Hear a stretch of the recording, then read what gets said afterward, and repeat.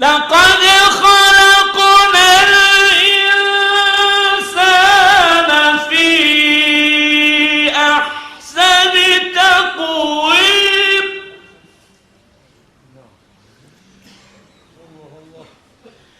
ثم رددناه أسفل سافلين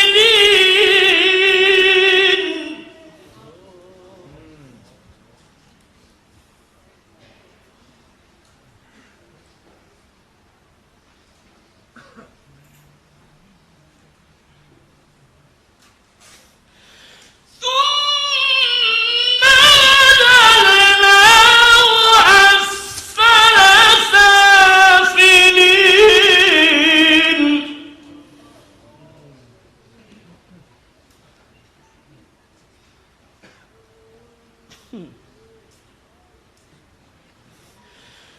ثم رددناه أسفل سافلين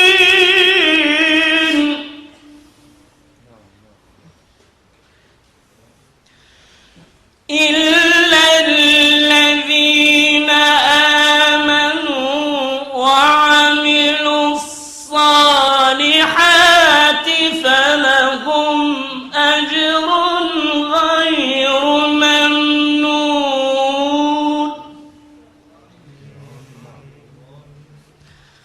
فما يكذبك بعد بالدين أليس الله بأحكم الحاكمين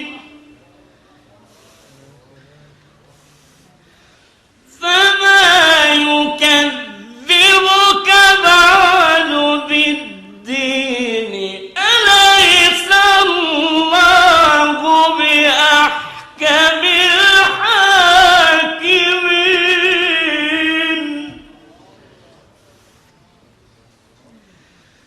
فما يكذبك بعد بالدين أليس الله بأحكم الحاكمين صدق الله العلي العظيم.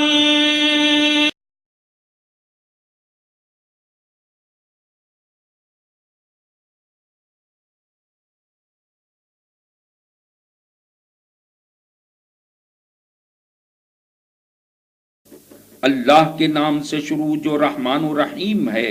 इंजीर और जैतून की कसम, तूरे सीनीन की कसम और इस अमन वाले शहर मक्का की कसम कि हमने इंसान को बेहतरीन सूरत और बेहतरीन निज़ाम में पैदा किया है, फिर हमने उसे पस्तरीन मरहले की तरफ लौटा दिया, सिवाय उन लोगों के जो ईमान ले आए और अमले सालेह बजा लाए, बस उनके लिए ऐसा अजर व सवाब है जो कभी मुनक़ता न होगा। बस इन तमाम चीज़ों के बावजूद तेरे रोज़े जज़ा के तकज़ीब करने का सबब क्या है? क्या अल्लाह बेहतरीन हुक्म करने वाला नहीं है?